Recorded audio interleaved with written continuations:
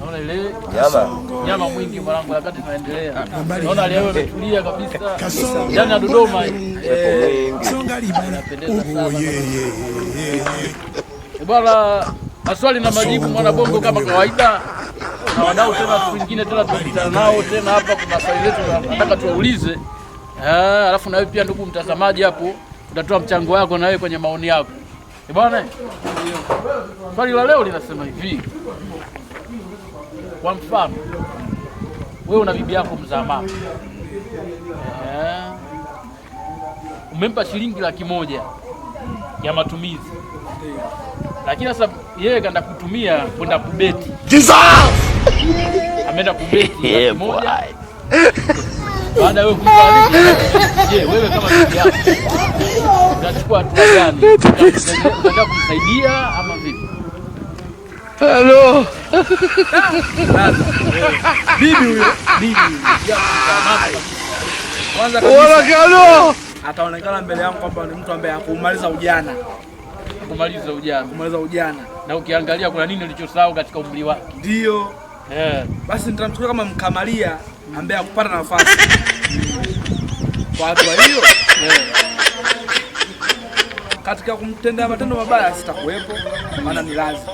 Au utamnyang'anya tu jasma? Siwezi hilo swala, lakini kifupi nikaamua kumtenga kidogo, kwa maana ya kumbana. Kama ni matumizi, ni kama ni kwa mpaka 1,000, basi kuepusha lawama kwamba utachezea hela, utambalazia 10,000, 5,000 na maisha ataenda. Na kuhusu ushauri au shauri, utamshauri nini? Au atakwambia unashauri nini mimi kwenda kule unajua? Kwa bibi au kwa mimi ndo kama ndo yaani wewe ukitaka kumshauri bibi, unaweza kumshauri ama bwana bibi unapokwenda bwana sio fanya hivi na hivi, wewe unaona? Mshauri nitakuwa mwongo, ila nitamuongezea. Nitamuongezea kama mshauri atakufundisha. Ashindwe. Huwezi kupinga namna hiyo. Mbavu sana wewe. Mama, ongezea kitu. Ngoja na ndugu yetu pia achangia hapa kidogo. Wewe kama ungefanyaje hapo? Bibi umempa ila matumizi shilingi 100,000, ameenda kubeti. Je, utaendelea kumtumia bibi yako mzaa mama kabisa? Alafu 100,000. 100,000. Hapo pamoja hapo.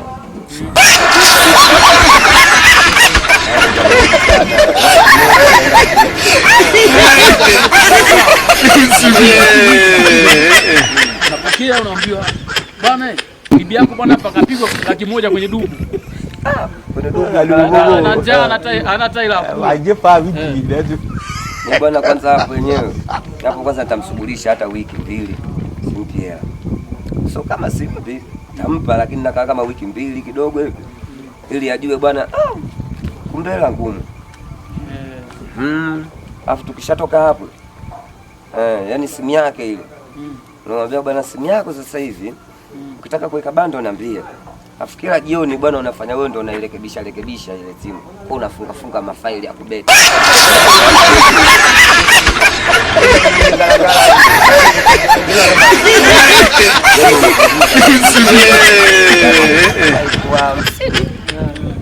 Miaka 25. Yaani unapiga nusu. Ili kwamba ile budget unampa hapa tukikula tu. Masuala nyumbani tu asiwaze kubeti. Wewe una mtego gani hapo Fuyama? Bwana mimi nitakuwa niko kinyume na wenzangu, kwa sababu kama umeamua kununulia bibi yako simu, kumbuka ni bibi yako hiyo. Labda kwenye miaka 80 na kulikuwa hakuna utandawazi, kitu kinaitwa utandawazi. Sawa, teknolojia huko ilikuwa hamna. Kwa kama umemnunulia simu, kubaliana na matokeo. Na matumizi yake haina haja kumjadili.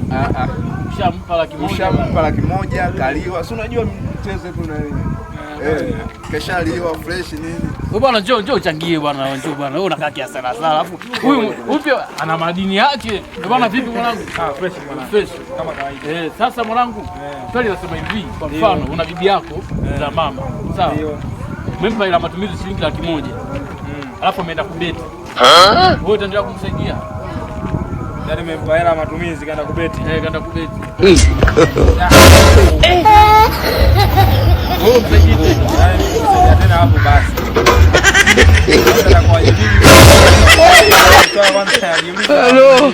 Mbona tunaenda kwa mwindi hapo ya Bwana kwa mwindi anamshika mwindi. Wala gano. Mimi nataka nikuchallenge sasa. Ni challenge.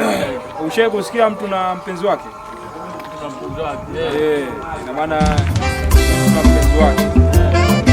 Mwanamke na mwanaume. Katika hao mtu na mpenzi wake.